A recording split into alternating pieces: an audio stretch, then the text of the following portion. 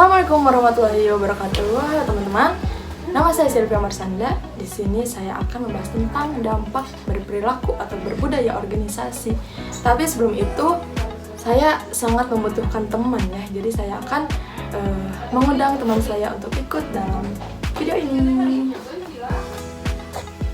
Oke teman-teman, di sini saya sudah bersama kedua teman saya, yaitu Sinta Yulia dan Hapita Nurli. Nah, teman-teman, saya itu di sini akan menjelaskan apa itu dampak dari budaya berorganisasi atau perilaku berorganisasi. Nah, dari pengertian dulu ya, agar kalian paham. Jadi, apa sih perilaku organisasi atau budaya organisasi? Jadi, perilaku organisasi itu adalah ilmu tentang bagaimana orang-orang berinteraksi di tempat kerja. Nah, kalau kita paham akan hal ini, kerja akan lebih nyaman dan lancar. Nah, sebelum ke inti dari Sinta atau dari Hapita Nurli, apakah ada pertanyaan? Ada? Apa? Oke, siap. Kenapa sih kita harus berperilaku organisasi? Kenapa sih kita harus berperilaku organisasi? Nah, itu sangat penting ya. Nah, sebelum ke situ, kalian pernah nggak di MTS atau SMA ikut organisasi? Nah, pasti ya, pasti. Nah, pernah nggak sih kalian melihat ada yang kompak banget dan ada juga yang sangat ricuh, yang berbeda pendapat gitu. Ada kan? Pasti ada lah. Nah, itu karena apa? Karena beliau belum paham tentang apa itu perilaku berorganisasi, belum paham bagaimana budaya berorganisasi. Nah, jadi ketika kita sudah paham, kita bakal lancar dengan organisasi itu, begitu. Ya, jadi kita harus paham dulu bagaimana berorganisasi dan bagaimana berperilaku organisasi. Gitu. Oke, selanjutnya menindaklanjuti pertanyaan dari Sinta. Tadi apa pertanyaannya? Kenapa sih kita harus berperilaku organisasi? Kenapa sih kita harus berperilaku organisasi? Nah, berperilaku organisasi itu sangat penting ya. Kenapa sangat penting? Ada beberapa alasan kenapa perilaku organisasi itu sangat penting. Yang pertama, bikin kerja lebih efektif. Jadi, kalau kita mengerti cara kerja yang baik, maka produktivitas kita bakal meningkat, begitu. Oke. Yang kedua, kita harus memahami cara memimpin ya. Pemimpin yang baik itu paham cara mengelola tim agar suasana kerja mencair gitu. Jadi tidak tegang.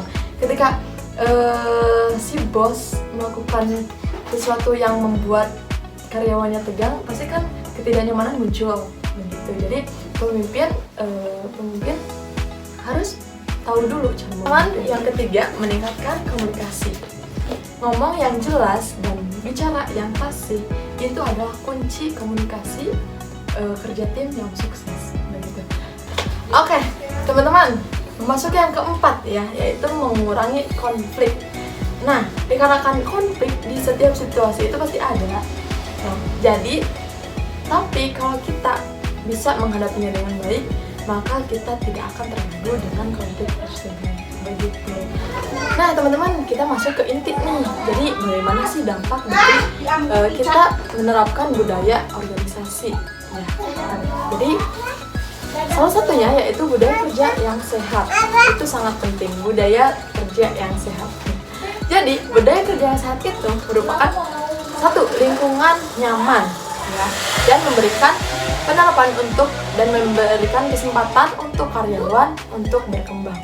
Jadi tidak hanya mengutamakan kesuksesan perusahaan ya, tapi juga memberikan dampak positif bagi anggotanya, bagi karyawannya, begitu teman-teman. Oke, kita masuk ke contoh.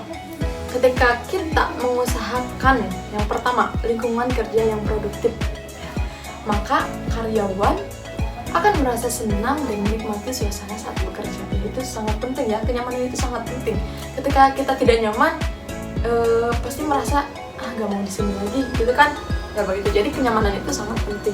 Yang kedua, ketika kita mengusahakan komunikasi yang baik dan jujur. Nah, karyawan bisa terbuka terhadap feedback serta bahu-membahu untuk menyelesaikan suatu masalah. Hal ini menandakan budaya kerja yang pasti dalam perusahaan, gitu. Yang ketiga, suasana yang seru.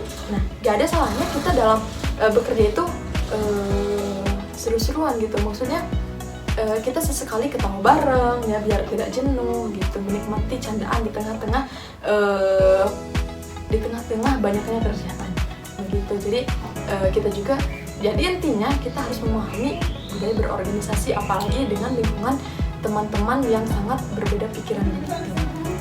Nah, maka dari itu teman-teman, mari kita pahami bareng-bareng bagaimana budaya berorganisasi ya. Kenapa? Karena budaya perusahaan yang sehat akan bikin karyawannya juga loyal, happy, dan produktif. Sebaliknya, ketika budaya perusahaan jelek, maka gampang bagi karyawan untuk memutuskan untuk resign walaupun baru masuk bekerja begitu. Jadi itu pentingnya kita memahami berbudaya berorganisasi. Paham semua? Oke, terima kasih teman-teman, terima kasih atas waktunya ya, terima kasih atas waktunya.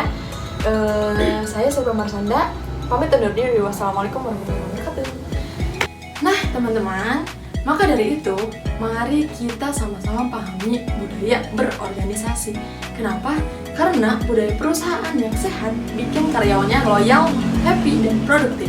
Sebaliknya, ketika budaya perusahaan jelek, maka sangat gampang untuk karyawan memutuskan resign meskipun baru masuk bekerja. Begitu. Mungkin cukup dari saya untuk materi budaya berorganisasi. Sekian dari saya. Wassalamualaikum warahmatullahi wabarakatuh.